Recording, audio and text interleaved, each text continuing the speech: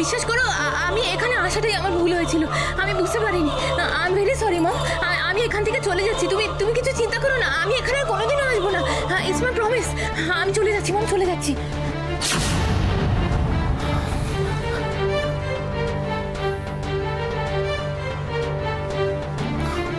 অশ্মির কোনো দোষ নেই, আমি ওকে নিয়ে এসেছি। যদি কিছু ভুল করে থাকি সেটা আমি করেছি। না মম, না, এটা সত্যি নয়। আমি জোর করেছিলাম, আমি বলেছিলাম তাই ও এখানে এসেছে, না হলে ও এখানে কোনোদিনও আসতো না মম, কোনোদিনও আসতো না। I am very sorry mom, আমার ভুল হয়ে গেছে। তুমি প্লিজ আমাদের এখান থেকে যেতে দাও মম, প্লিজ। চলো চলো। এতদিন পর মমের সঙ্গে দেখা আর তুমি যাওয়ার জন্য অস্থির।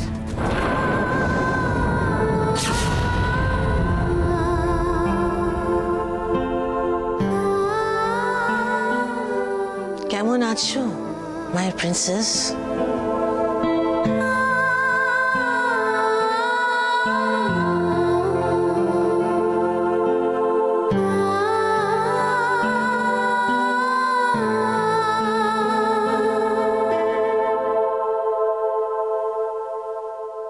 কি করে, কেন, কখন আমি জানি না।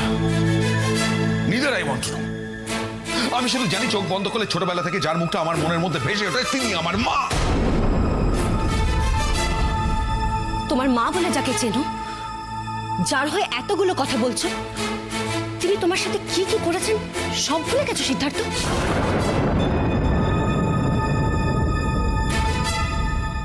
দিনের পর দিন যেই ব্যবহারটা উনি তোমার সাথে করেছেন, সেটা কোনো মা তার সন্তানের সাথে করতে পারে?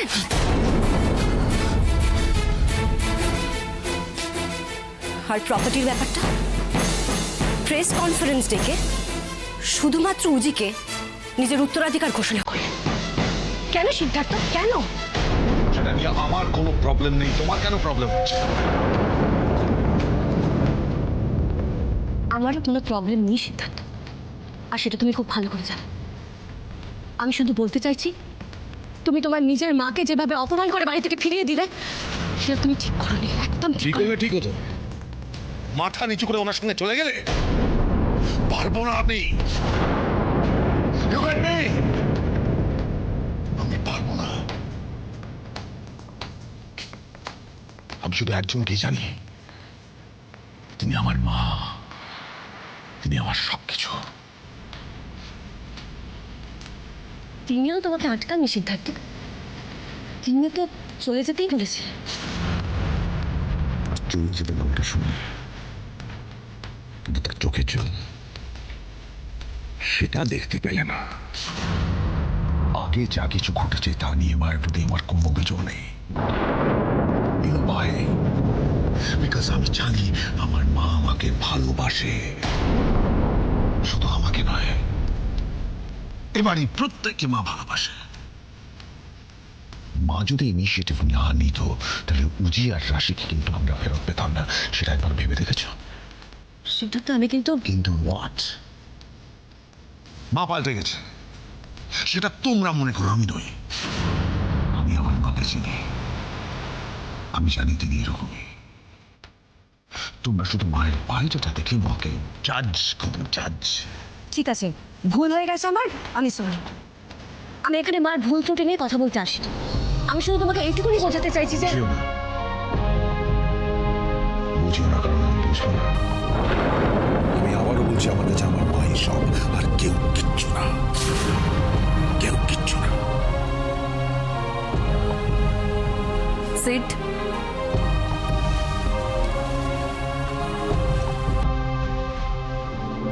ব্যাপারটা তুই যত সহজে অস্বীকার করছিস, ব্যাপারটা কিন্তু অত সহজ নয়।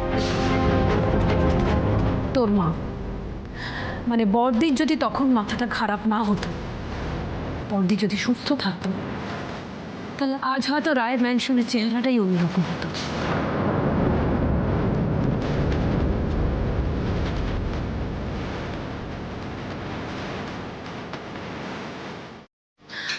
আর এটাও তো মানতে হবে পরমা, যে দিদি তখন নিজের সব কিছু ছেড়ে যদি ভাঙা সংসারের হাল না ধরতো, তাহলে পরিবারটাই ভেসে যেত।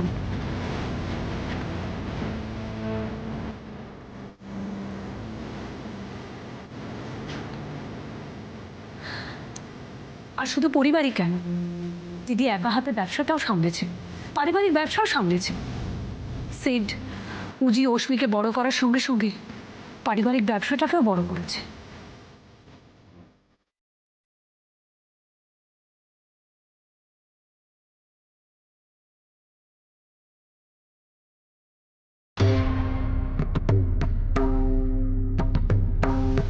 আপনি যেটা বলছেন সেটা হয়তো ঠিক মাসিমণি, কিন্তু ওই মা যখন এখন ভালো আছেন, নিজের পরিবারটুকু ফিরে পেতে চাইছেন, সেইটুকু ফিরে পাওয়ার অধিকারও কি তার নেই? ডেফিনেটলি আছে, 100 বার আছে, 1000 বার আছে, কিন্তু এটা তো বাড়ির কোনো ফার্নিচার নয় যে হঠাৎ করে এসে ফেরত চাইলে তখনই শিফট করে দেয়া হলো। আর সিট তো ছোট বাচ্চা নয় যে এক কোল থেকে আরেক কোলে বদলে গেলে সে তার হয়ে গেল। তার মানে আপনি বলছেন সিদ্ধার্থ যা করেছে সব? একদম তাই, সিট যোগ্য সন্তানের মতনই কাজ করেছে। আর পরমা, আমি তো একটা জিনিস বুঝতেই পারছি না যে তুমি গোটা ব্যাপারটাকে এত সহজে কি করে মেনে নিলে। যাকে এতদিন ধরে শাশুড়ি মা বলে জেনে এসছো, হঠাৎ করে তুমি। তা নয় মাসিমণি, কিন্তু সত্যিটাকে কি করে অস্বীকার করবো বলতে পারেন? নিজের মনের কথা শুনে সিট যেভাবে করলো। আচ্ছা পরমা, তুমি একটা জিনিস ভেবে দেখো তো, যে নতুন মা বলে তুমি তার সঙ্গে যদি পরিবার সমেত ওখানে চলে যেতে, তুমি কি সত্যিই ভালো থাকতে পারতে? আমি তো কয়েক মুহূর্তের জন্য ভয় পেয়ে গেছিলাম, ঘাবড়ে গেছিলাম এই ভেবে যে সিট সত্যি সত্যি এই বাড়ি ছেড়ে চলে যাবে।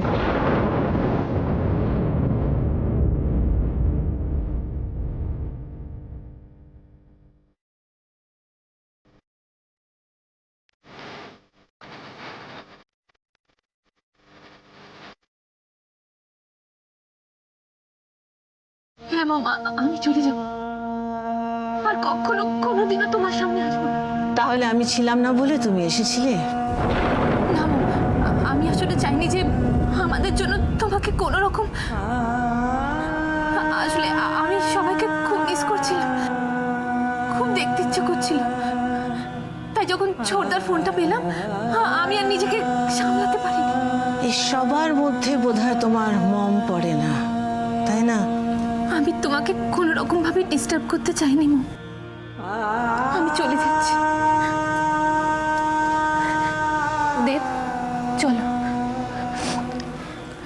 আমিও চাই না তোমরা এখানে থাকো, তোমরা চলে যাও।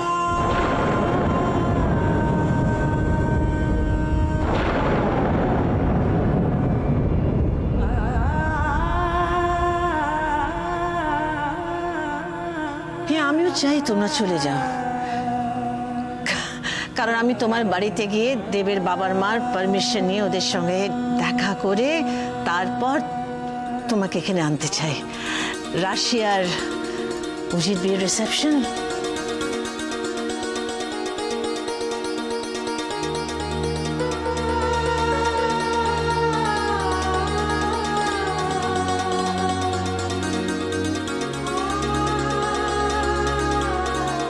বিশ্বাস হচ্ছে না তো আমার কথা?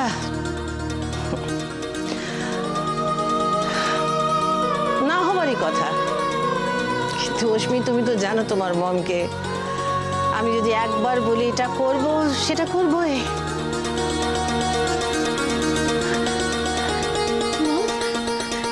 সত্যি অশ্মি, আমি যদি বিক্রমপুরে গিয়ে রাশিকে সসম্মানে আমি ফিরিয়ে আনতে পারি, তোমাকে পারি না? তুমি তো আমার প্রিন্সেস।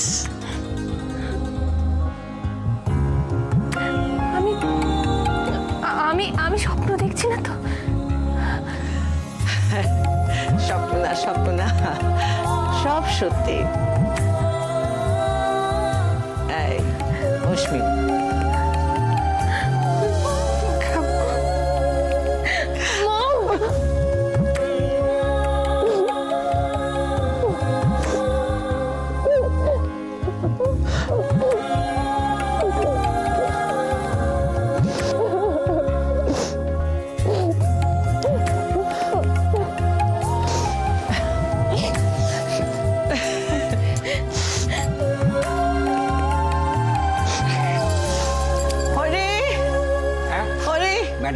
আচ্ছা শোনো, দেব অশ্মি এখানে ডিনার করবে বাড়িতে। মম থ্যাংক ইউ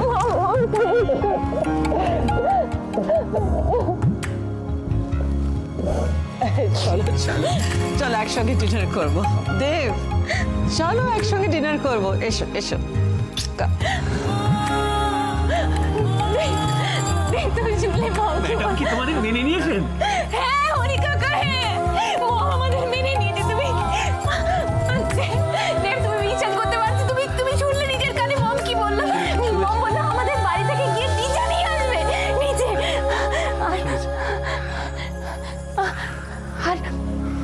আর এইসব কার জন্য সম্ভব হয়েছে বলো তো? শুধুমাত্র রাশির জন্য।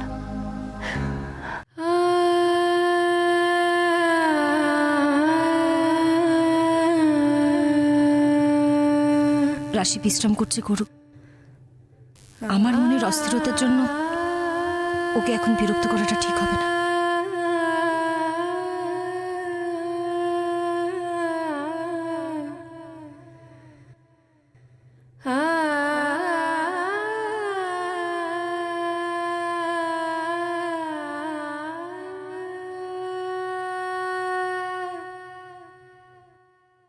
কি ভেবেছিলাম আর কি হলো পিসুমণি?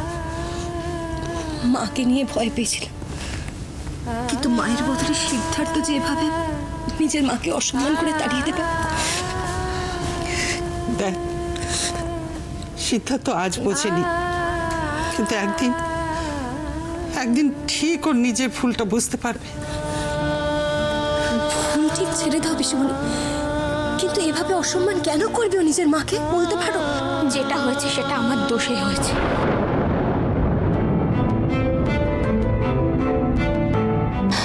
এতদিনের সবকিছু ভুল বোঝাবুঝি মেটানোর সুযোগ এসেছে, তখন একটা ছোট্ট ভুল সবকিছু তছনছ করে দেবে, সবকিছু। বাস, অনেকক্ষণ ধরে অনেক কথা বলছো, আর একটাও কথা না।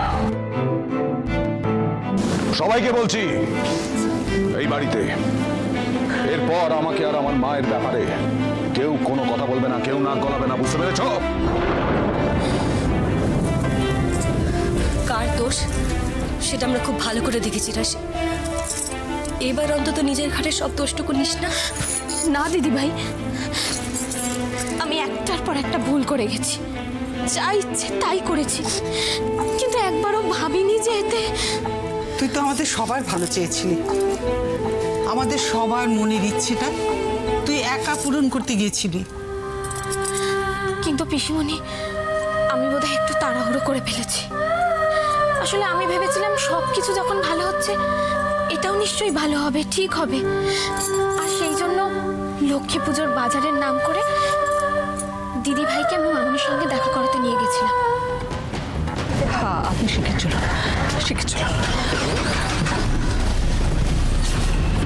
মামুনি, মামুনি,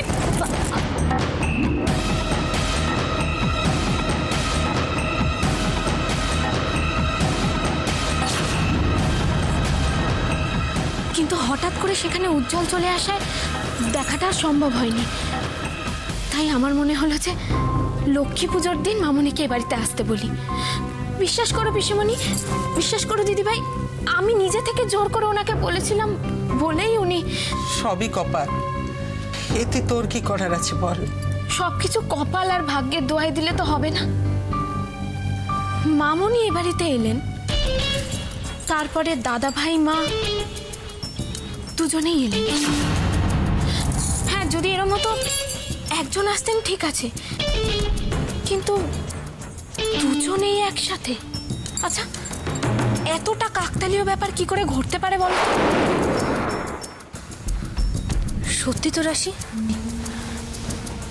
এই কথাটা তো আমার মাথায় আসেনি।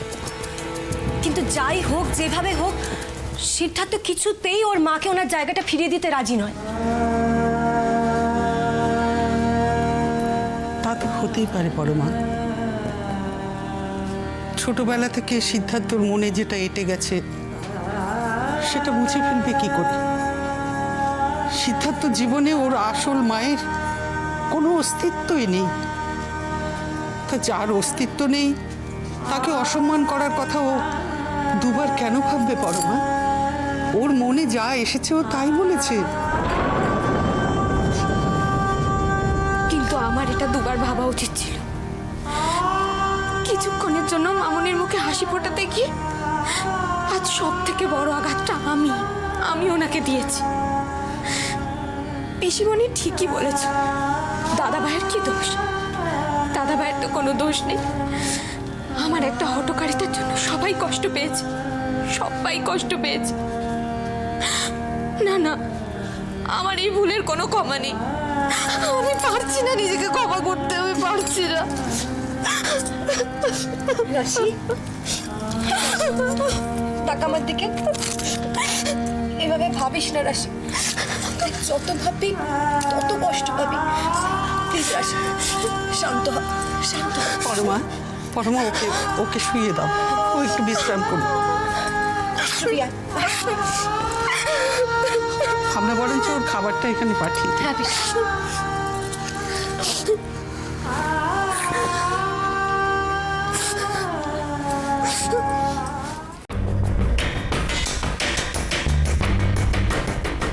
জোর করে মা হওয়া যায় না, সেটা আপনি জানেন না?